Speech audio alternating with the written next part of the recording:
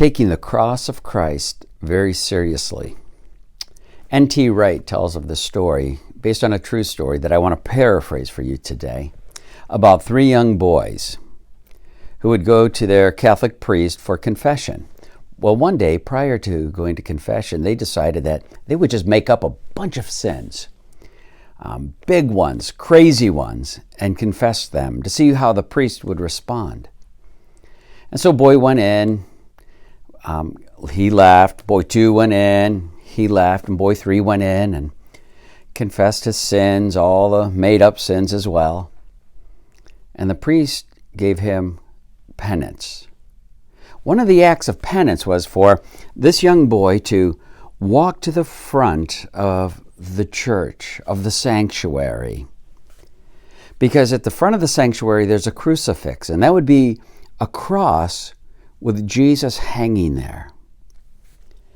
And the priest told the young man, when you get to the front, say this: I know what you've done for me, and I don't care. I know what you've done for me, and I don't care. He's supposed to say it 3 times. So he walks to the front and he says, I know what you've done for me, and I don't care. I know what you've done for me. Something happened in that young man's heart and mind. Understanding what Jesus has done on the cross for him. And that he's been treating that cross lightly, not taking it seriously. Thinking that it's okay to sin, it doesn't matter. I don't care what Jesus has done for me on the cross. Oh, could you imagine doing that? Talking to Jesus, saying, I know what you've done for me, but I don't care. I'll live my life whatever way I want to. This Good Friday, would you think about the cross in a very serious way? And I'm going to read to you from Isaiah chapter 53 to give you a picture of what Jesus has done for you. Who has believed our message, and to whom has the arm of the Lord been revealed? He grew up before him like a tender shoot, like the root out of dry ground. He had no beauty or majesty to attract us to him. Nothing in his appearance that we should desire him. He was despised and rejected by mankind, a man of suffering and familiar with pain.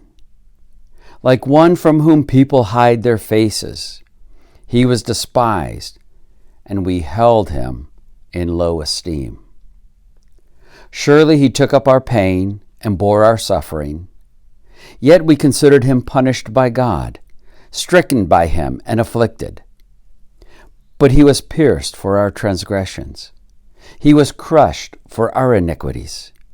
The punishment that brought us peace was on him, and by his wounds we are healed.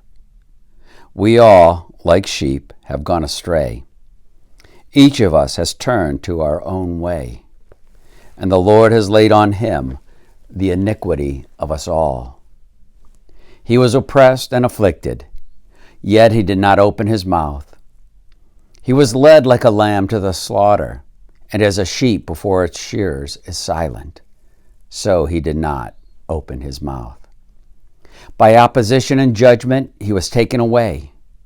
Yet who of his generation protested? For he was cut off from the land of the living. For the transgression of my people he was punished. He was assigned a grave with the wicked, and with the rich in his death. Though he had done no violence, nor was any deceit in his mouth. Yet it was the Lord's will to crush him and cause him to suffer. And though the Lord makes his life an offering for sin, he will see his offspring and prolong his days, and the will of the Lord will prosper in his hand. After he suffered, He will see the light of life and be satisfied. By his knowledge, my righteous servant will justify many, and he will bear their iniquities. Therefore I will give him a portion among the great, and he will divide the spoils with the strong, because he poured out his life to death, and was numbered with the transgressors. For he bore the sin of many, and made intercession for transgressors. The prophet Isaiah, writing of the death of Jesus. He died for you. You know what he's done for you. What will you do with this Jesus?